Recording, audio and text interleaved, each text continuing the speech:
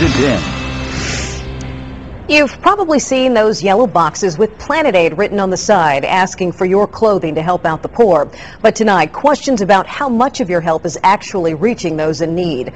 A Fox 5 investigation found this growing charity might be connected to a controversial group that some people consider a cult. That group now accused of turning your kindness into their fortune. Tisha Thompson here now with more on this 6-month-long investigation. Tisha. Brian, Planet Aid has been in the news before, with groups like the Better Business Bureau claiming it doesn't give enough to charity. But our Fox 5 investigation has uncovered evidence linking it to an alleged cult leader at the center of an international manhunt.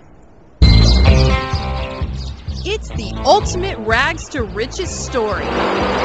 Big yellow bins, banking on your kindness. Well, we love giving the things that don't fit our children or ourselves to other people, and it's easy and convenient. For me, it's the close place to give. Are very convenient for me to use. Planet Aid says it now has more than 1,000 of these bins in our area, set up in front of churches, schools, and private businesses, all asking for clothing donations. It's a busy box. Collect a lot of stuff. Charles Frank says he was happy to let Planet Aid put bins on his gas station property. The cost of doing all this stuff, I can't imagine they could make much money. But federal tax records show this nonprofit brought in almost $30 million in 2007 by selling the donated items. And then the money that we generate from that, that's what we donate to projects that we support in third world countries, mostly in Africa.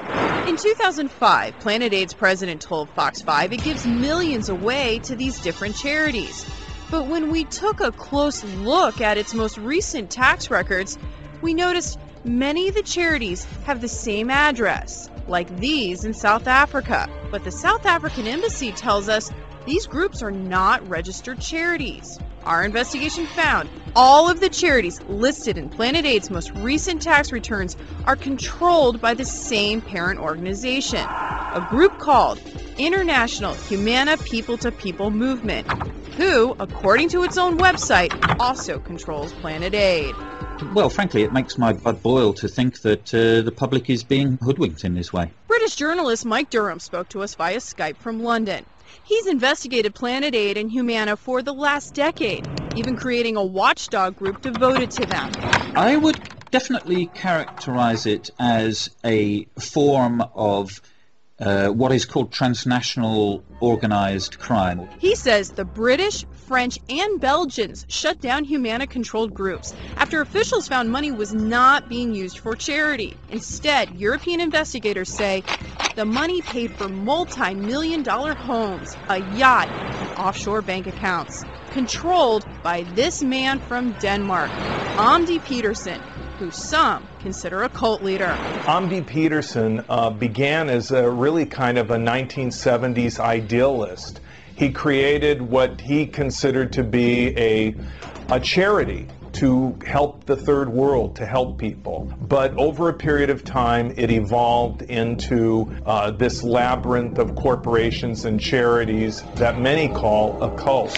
Danish court records from 2002 allege Petersen instructed his followers to ensure the money was protected from theft, taxation, and prying by unauthorized persons by creating a financial network so complex it would become a twisted access path with only ourselves as compass holders.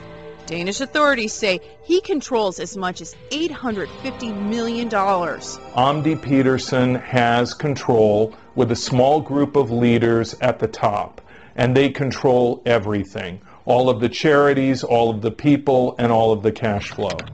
The Danish government has tried to shut Petersen down. In January, one of his top assistants was convicted for tax fraud and embezzlement, but Petersen vanished during the trial and has managed to evade an international manhunt. And if he goes back to Denmark, he will be prosecuted. Planet Aid refused to do an on-camera interview with Fox 5, but did tell us in a statement it was not aware of a recent trial in Denmark that is linked to Planet Aid, and Petersen does not have any relationship with the organization. As for calling it a cult, Planet Aid says that's a most ridiculous claim. But on its own website, Planet Aid admits some of its members do belong to Peterson's group, claiming it's a lifestyle choice that may not be for everyone. Planet Aid may present itself as a charity, and its representatives will go blue in the face saying, yes, it is a charity, placed in its context as part of a really large and shady organization. No, it's not a charity, it's a means of making money. Now, we want to make clear that Planet Aid and its parent charity, International Humana People-to-People Movement, are not part of the well-known American healthcare company called Humana. You may have heard of them before. Everyone we've talked to says there is reason to believe some of the money made from selling the donated clothing does end up with some charitable groups. But it's such a small percentage, critics say it would still not be considered a charity by state regulators if they took a close look. And Brian and Sean, our Fox 5 investigation is far from over. Tomorrow, we're really going to explain why people think Omdi Peterson is a cult leader, and we're going to hear from some of his followers. It'll be interesting to hear. Tisha Thompson, thank you.